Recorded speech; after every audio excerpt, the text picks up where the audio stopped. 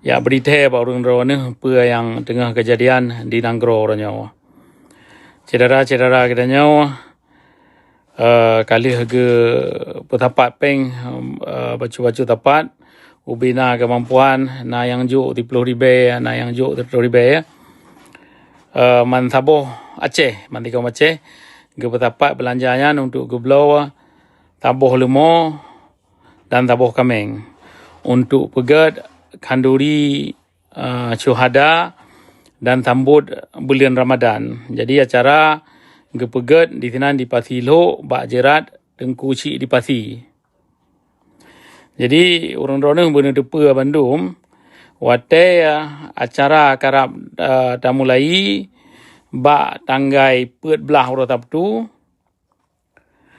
uro Jumaat nyan, truk tipai, truk asai-asai juah tipai, dia geleng bendera merah putih hitinan dan alasan awaknya dipegah ya pegah gotong royong supaya gedanya baik je pegat acara gedanya di tinan. Jadi rakan-rakan memendung gecok kesimpulan pinah acaranya pegat Bak Jerat Tengku Abdullah Syafi'i di Cubo. Jadi watai kali gesia kameng, watai kali gesia lemo cok maguan di tinan Bak Jerat Tengku Abdullah Syafi'i. Rupaji apa yang kali kejadian bunuh Bak Jerat Tengku Cik di Pati, kejadian lom di tinan Bak Jerat Tengku Abdullah Syafi'i. Truk asai-asai juah hati pai 7 boh motorio di tinan. Rakan-rakan kedanya na yang tengah taguan si di tinan, diu plane apui le awaknya, yu pinah yu berangkat. Hai bi le magun di tinan, hai bi pegat acara le di tinan.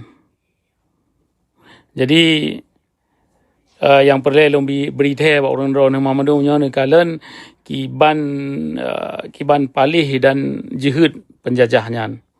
Kitanya tajak kena tayak mendoa kepada syuhada untuk sambut bulan Ramadan. Hana terpegah perkara ya pe bendera bintang bulan. Hana terpegah perkara Aceh mereka. Tapi awaknya kaji tepa untuk tayak mendoa ke perkara syuhada, kitanya tetap mahibi pegat.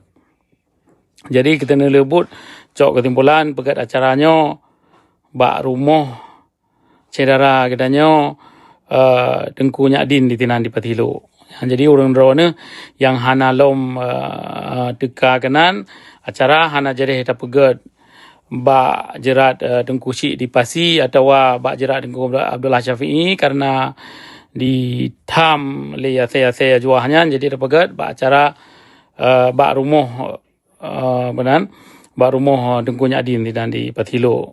Jadi yang penting tat lon berita ke orang-orang karena ramai tat orang Aceh yang truk dari mantabohnya dari Aceh Barat, dari Aceh Selatan, dari Bandar Aceh. Menya pepehai terjadi tengah hura wate acaranya orang-orang ni bertabi kompak. Katanya payah tamu sabuh draw. Yang penting tat lom bernecok kamera, berna gambar, berna video apa yang terjadi.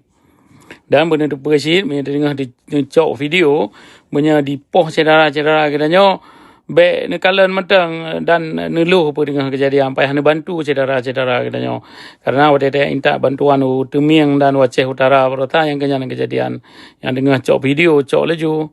Yang cedera katanya, ipoh laju, hana tahu bantu. Jadi baik lagi kejadian.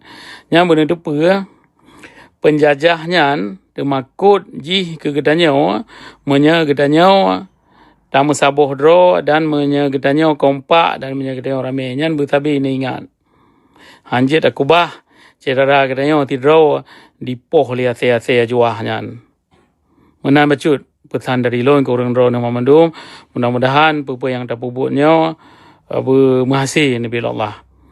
Jadi dikata Assalamualaikum warahmatullahi